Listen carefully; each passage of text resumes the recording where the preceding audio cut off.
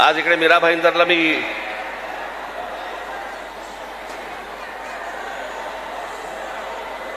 मुद्दामून आलो.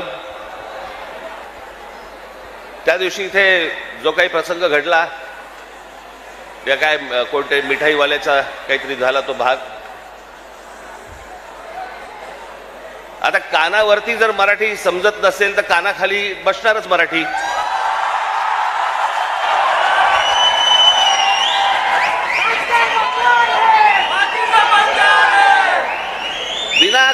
विनाकारण काहीतरी काढत असतात. साधा छोटा प्रसंग होता तो.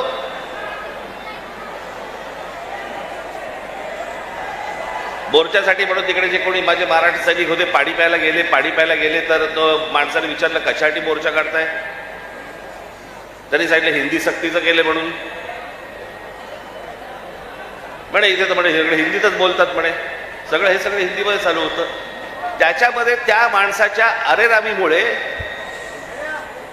त्याच्या जी काय कानफडीत बसायची ती बसली.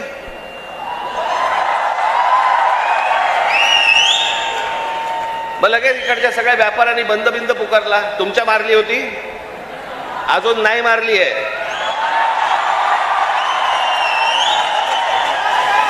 विषय समजून न घेता काय झालंय माहिती नसताना कुठच्या तरी राजकीय पक्षाच्या दबावाखाली येऊन जर तुम्ही हे असले बंद करणार असाल, तुम्हाला काय वाटलं मराठी व्यापारी नाहीयेत?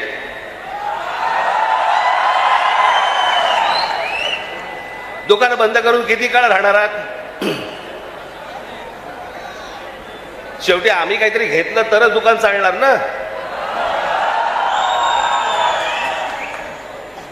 महाराष्ट्रामध्ये राहताय, शांतपणे राहा, मराठी शिका.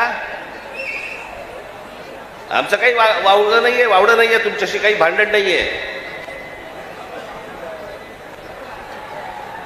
पण मस्ती करणार असाल इथे तर महाराष्ट्राचा दणका बसणार म्हणजे बसणार, एवढं लक्षात ठेवा.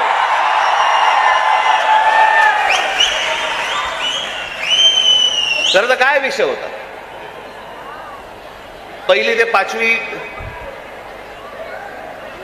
राज्य सरकारने म्हणे हिंदी कंपल्सरी, म्हणे हिंदी भाषा शिकलीच पाहिजे. त्याच्यावरनं खरं तर हे सगळं सुरू झालं.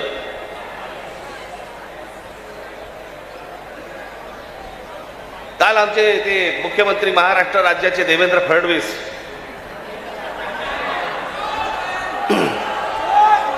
त्यांनी काल सांगितलं म्हणे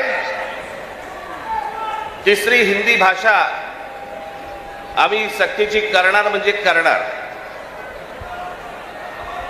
आता राज्य सरकारला जर आत्महत्याच करायची असेल तर त्यांनी बेशक करावी.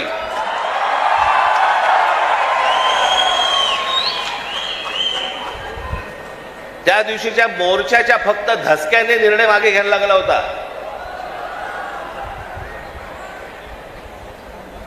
फडणवीसजी तुम्ही सांगताय ना की तिसरी भाषा आम्ही सक्तीची आणणार म्हणजे आणणार. मी आत्ता आपल्याला सांगतो, महाराष्ट्रात 1ली ते 5वी हिंदी आणायचा आपण प्रयत्न तर फक्त करून बघा.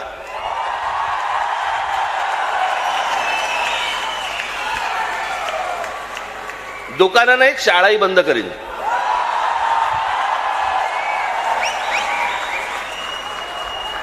महाराष्ट्र राज्याचा मुख्यमंत्री हिंदीसाठी भांडतोय, मराठीसाठी, मराठी सक्तीची. इतर ज्या बाकीच्या शाळा आहेत याच्यामध्ये तुम्ही आज मराठी आणली पाहिजे, सक्तीची केली पाहिजे. ते सोडून तुम्ही हिंदी सक्तीची करण्याच्या मागे लागलेला कोणाच्या दबावासाठी? कोण दबाव टाकते तुमच्यावरती?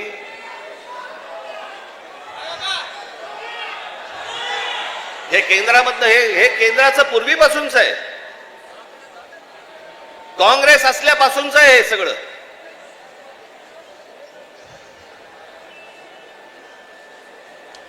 मुंबईसह संयुक्त महाराष्ट्र झाला त्याचा जो लढा होता, इतका प्रचंड मोठा लढा, ही मुंबई महाराष्ट्रापासून बाजूला करण्याचा डाव होता. तो कोणाचा होता? काही गुजराती व्यापाऱ्यांचा होता आणि काही गुजराती नेत्यांचा होता. मी एकदा पुस्तक वाचत असताना, आचार्य आस्त्रेंचं पुस्तक वाचत असताना मला धक्का बसला. की मुंबई महाराष्ट्राला मिळू नये याच्यासाठीचं पहिलं जे बोललं गेलं ते कोणाकडनं बोललं गेलं? वल्लभभाई पटेलांनी सांगितलं की मुंबई महाराष्ट्राला देऊ नका म्हणून. वल्लभभाई पटेलांनी, ज्यांना आजपर्यंत आम्ही लोह पुरुष म्हणून मानत आलो, या देशाचे गृहमंत्री, आम्ही त्याच्याकडे आदराने आजपर्यंत पाहत आलो, तुम्ही महाराष्ट्राला विरोध केलात.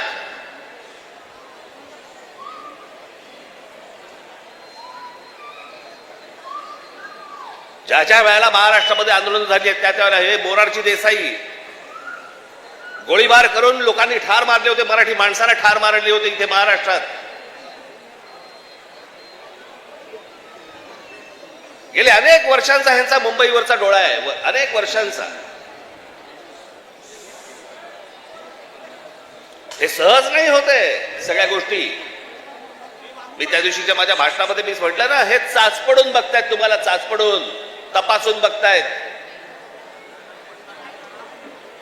की हिंदी भाषा आणली, बघू महाराष्ट्र विरोध करतोय का, बघू मराठी माणूस पेटतोय का, बघू मराठी माणूस जिवंत आहे का. आणि तो जर शांत दिसला तर हिंदी भाषा आणणं ही त्यांची पहिली पायरी असेल. आणि हळूहळू हळूहळू हळूहळू या सगळ्या गोष्टी करून मुंबई ताब्यामध्ये घ्यायची आणि ती गुजरातला मिळवायची, हे ह्यांचं स्वप्न आहे.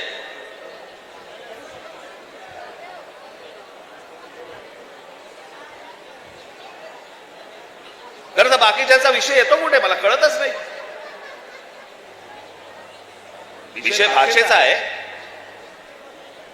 एक जगातलं सत्य मी प्रत्येक वेळेला सांगत आलो, जगातलं सत्य,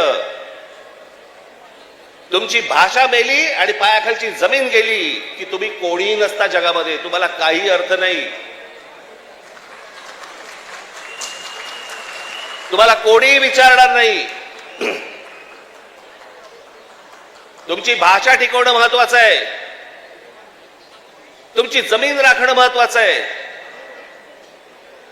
पण हे फक्त मुंबई महाराष्ट्रामध्ये, मुंबई महाराष्ट्रात खास करून मुंबईत काही गोष्ट झाली की ती देशभर चालू ठेवतात हे हिंदी चॅनलवाले.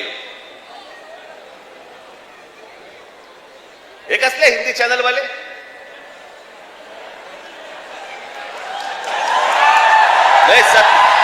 हे खरं तर या सत्ताधाऱ्यांच्या चपलेखालची ढेकणं आहे ती.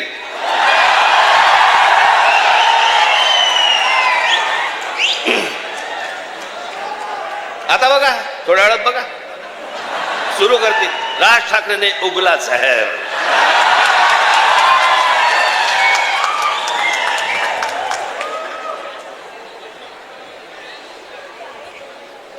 फक्त मुंबईत काही झालं, महाराष्ट्रात काही झालं तर हे सगळे हिंदी चॅनलवाले जाणून बुजून कोणाच्या तरी सांगण्यावरून, कधीतरी स्वतःच्या मनातून, स्वतःच्या रागातून हे पेटून उठतात.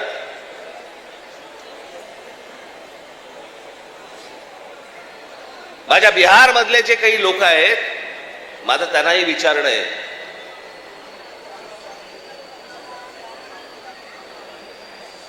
की इथे मी आता आणलंय, इथे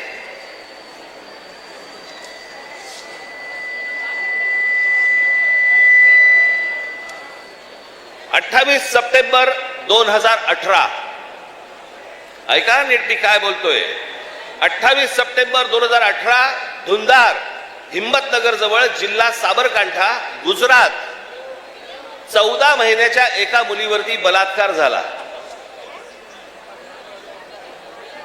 ती मारहाण, त्याच्यानंतर बिहारी लोकांना गुजरातमध्ये मारहाण केली आणि जवळपास मारहाण करून 20,000 लोकांना गुजरातमधनं बिहाऱ्यांना हाकलून दिले, बाहेर काढले.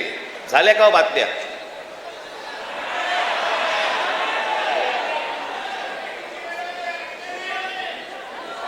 कुठेही बातम्या तुम्हाला दिसणार नाहीत. हा माणूस त्याच्यानंतर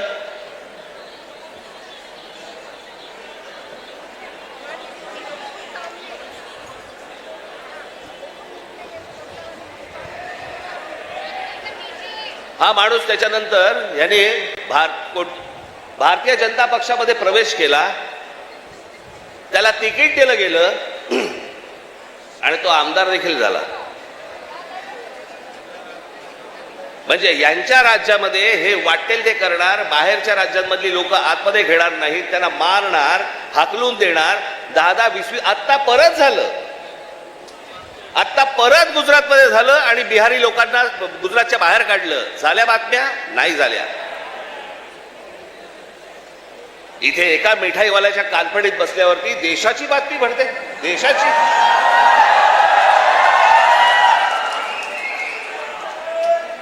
देशामध्ये चित्र असं रंगवलं जातं की बघा मुंबईमध्ये, महाराष्ट्रामध्ये अमराठी लोकांना कसे मारतायत.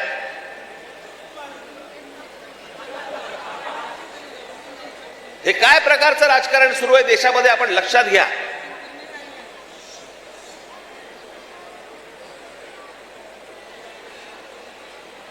कसली कोणती हिंदी घेऊन बसलो आपण, ज्याला साधा 200 वर्षाचा इतिहास आहे. 200 वर्ष. मराठी भाषेला 2,500 ते 3,000 वर्षांचा इतिहास आहे.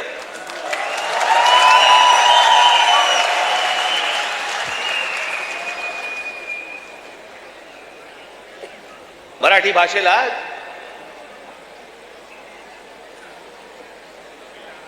अभिजात भाषेचा दर्जा मिळाला.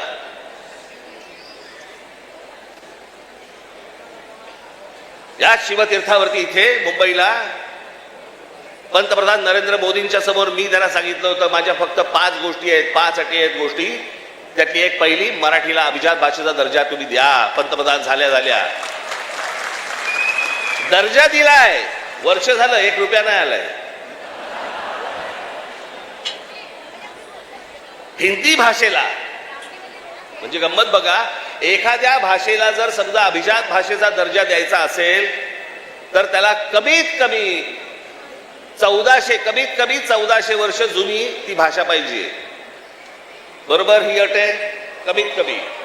म्हणजे हिंदीला अभिजात भाषेचा दर्जा मिळायला अजून 1200 वर्ष आहेत. 1200 वर्ष आहेत. आणि ती भाषा तुम्ही आमच्या लहान मुलांवरती आणि आमच्यावरती लादणार.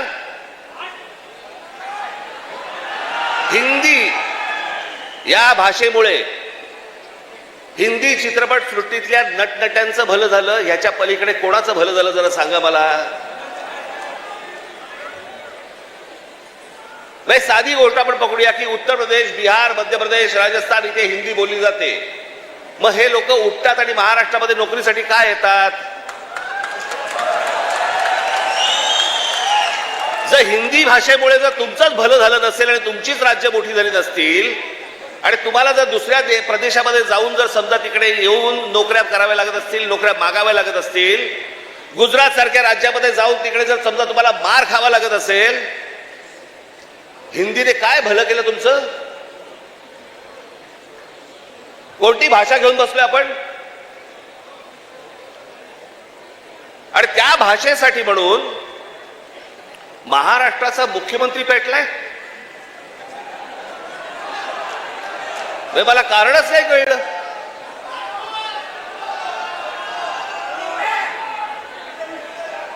मी तुम्हाला साधी गोष्ट सांगतो, हिंदी ही या देशात कोणाचीही मातृभाषा नाही. हे पहिल्यांदा सर्वांनी लक्षात घ्या. ज्याची काल परवाकडे कालफडीत मारली ना, त्याला विचार तुझी मातृभाषा कुठची?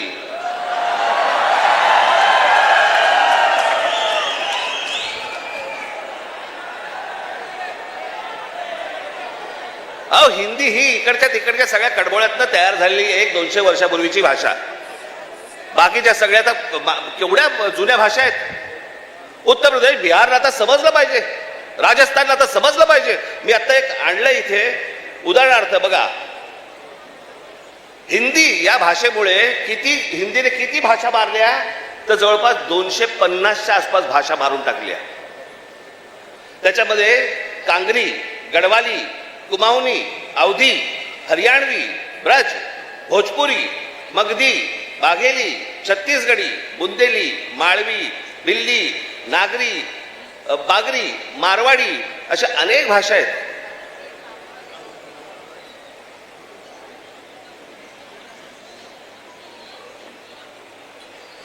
आता बिहारमध्ये ज्यांनी पहिली हिंदी ही भाषा स्वीकारली तिथे आजही 99% लोक मातृभाषा बोलतात, हिंदी बोलत नाही. म्हणजे अशा तर मी तुम्हाला सांगतो,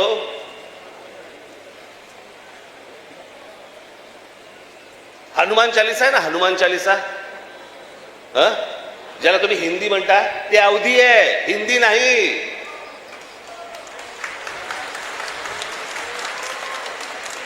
पहिल्यांदा भाषा आपण नीट समजून घेतली पाहिजे. मराठी भाषेचा आपण इतिहास नीट एकदा समजून घेतला पाहिजे. पण ह्यांना भाषेवरती यांचं प्रेम नाहीये.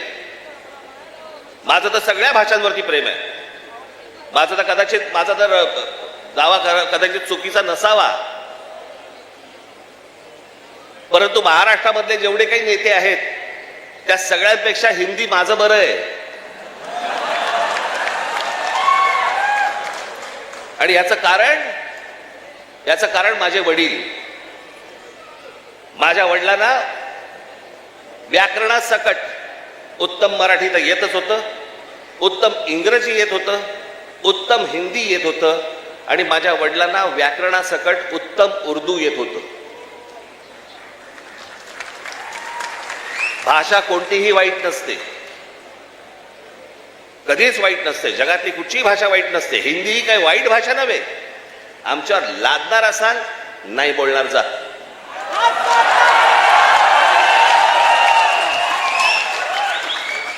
आणि लहान मुलांवरती तर नाहीच नाही. काही विषयच येत नाही या गोष्टींचा. त्यांचं राजकारण काय चालू आहे ते पहिलं बघा तुम्ही. या सगळ्या गोष्टी मी तुम्हाला आत्ताच सांगतोय. मी माझ्या पत्रामध्ये पण दिलं होतं, आम्ही हिंदू आहोत, हिंदी नव्हे.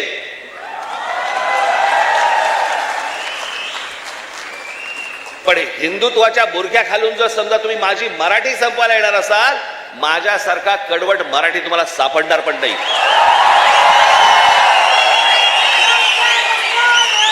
हिम्मत असेल तर हात लावून दाखवा तुम्ही. आणि हे सगळं षडयंत्र तुम्ही नीट समजून घेतलं पाहिजे. षडयंत्र मुंबईला जर हात लावायचा असेल तर या ठिकाणचे सगळ्या मीरा भाईंदर पासून तिथे पालघर पर्यंतच्या सगळ्या जेवढ्या मतदारसंघ आहेत, हे मतदारसंघ ह्यांना अमराठी लोकांचे करायचे आहेत.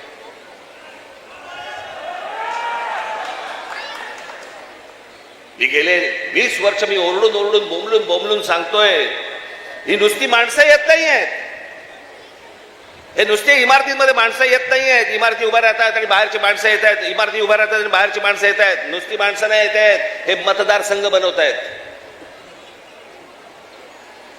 हे मतदारसंघ बनवून तुम्हाला हटवणार, तुम्हाला लांब फेकून देणार.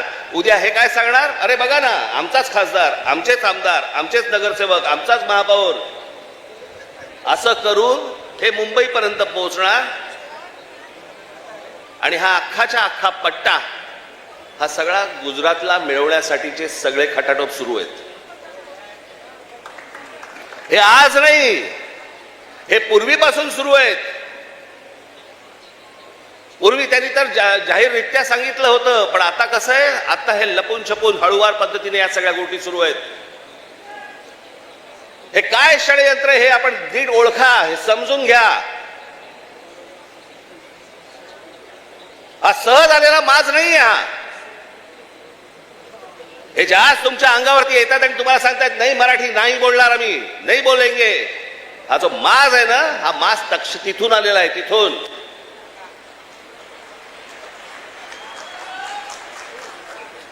मी आज तुमच्याकडे काही लंब चौडं भाषण करण्यासाठी नाही आलो. मी खरं तर आज शाखेच्या उद्घाटनाला आलो होतो. मला अविनाशने मला सांगितलं की साहेब तिकडे येणारच आहात तर एक छोटी सभा आपण घेऊन टाकू. पण मला तुम्हाला जे सांगायचंय ते हे सांगायचंय की तुम्ही सतर्क असले पाहिजेत. आज काहीतरी प्रकरण उसळलं आणि आज काहीतरी उघडलं म्हणून आज आम्ही जागे व्हायचं, उद्या त्याच्यानंतर आम्ही झोपून जायचं आणि मग बाकीचं सगळं पोखरलं जातंय. भुसभुशीत जमीन असते ना, घुशी तिकडे होतात, खडकामध्ये घुशी नाही होत.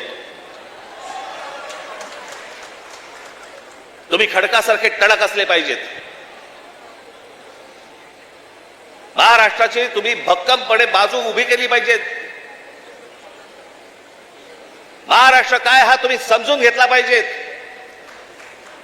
मी जे सतत तुम्हाला जे सांगत असतो ना, 1400 वर्ष राज्य केलेला हा महाराष्ट्र या प्रांतावरती.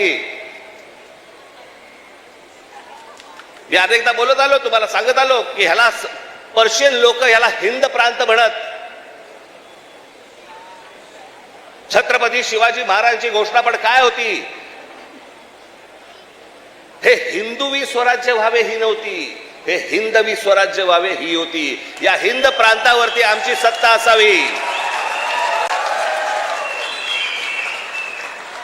हा संपूर्ण हिंद प्रांत आमच्या हातामध्ये असावा. बाहेरच्यांनी येऊन आमच्यावरती इथे सरकार स्थापन नाही करायची. आम्ही कोणी गुलाम नाही आहोत.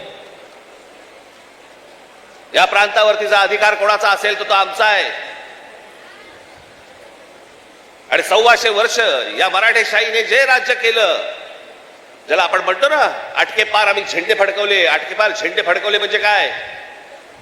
आजही मला असं वाटतं पाकिस्तानच्या वायुव्याला नैऋत्यला तो अटक नावाचा किल्ला आहे, त्या किल्ल्यावरती भगवा ध्वज फडकला.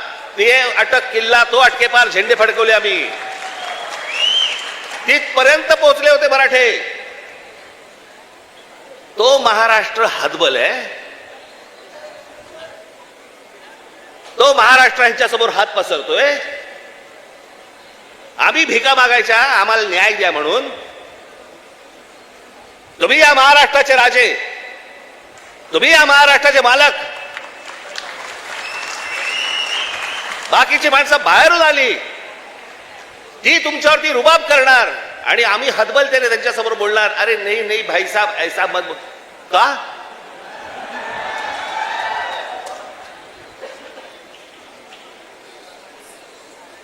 स्वतःहून काही करायची आपल्याला गरज नाहीये.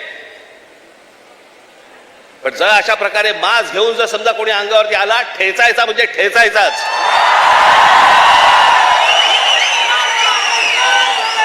त्या दिवशी तो कोणतरी भारतीय जनता पक्षाचा एक खासदार,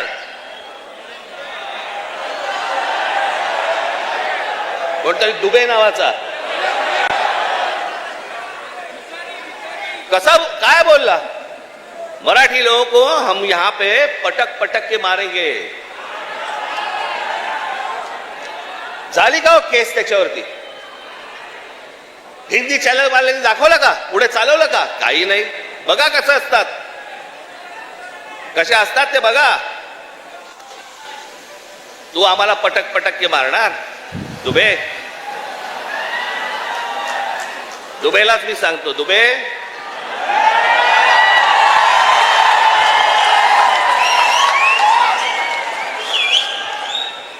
तुम मुंबई में आ जाओ.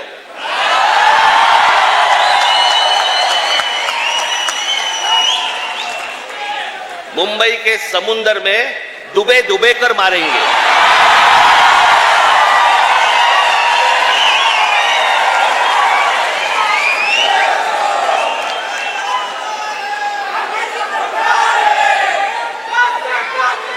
त्याला हिम्मत होते बघा कशी.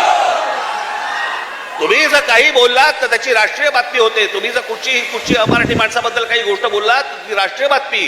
पण हे ज्यावेळेला बोलतात त्यावेळेला त्यांना माहिती असतं सरकार आमच्या मागे आहे.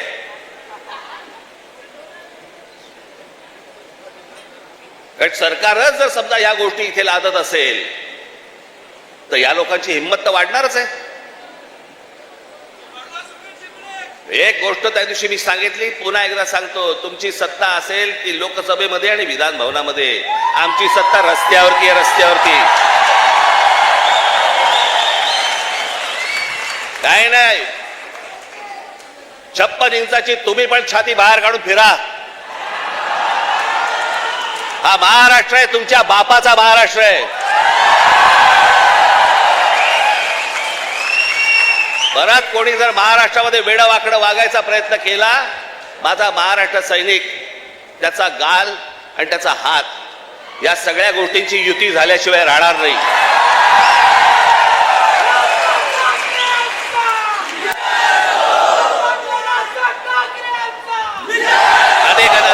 अनेक ते आता सरकारी पत्रकार असतात, काही बेरोजगार पत्रकार असतात, आणि मग ते बेरोजगार पत्रकार कुठच्याही युट्यूब चॅनल बिनलवरती जातात आणि म्हणतात की तुम्हाला माहिती आहे की नाही, ही फडणवीसांनी लिहिलेली स्क्रिप्ट आहे.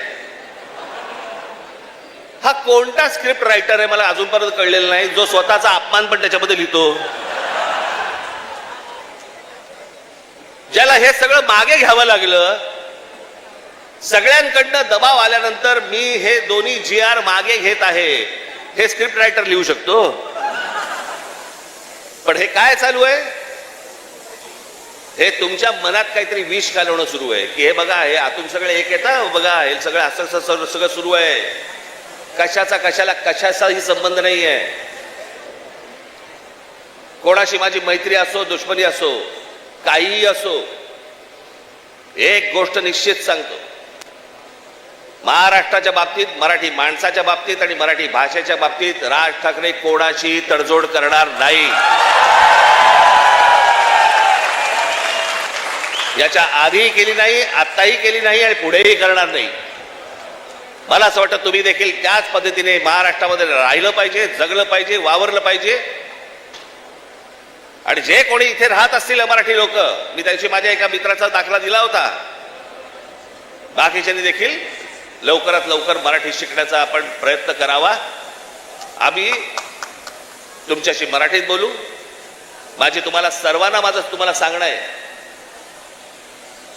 ज्या ज्या ठिकाणी जाल, दुकानात गेलात, बसमध्ये गेलात, ट्रेनमध्ये गेलात, टॅक्सीत बसलात, कुठेही गेलात, जास्तीत जास्त प्रमाणात म्हणण्यापेक्षा कायमस्वरूपी तुम्ही समोरच्याशी मराठीमध्येच बोला, त्याला मराठीत बोलायला भाग पाडा.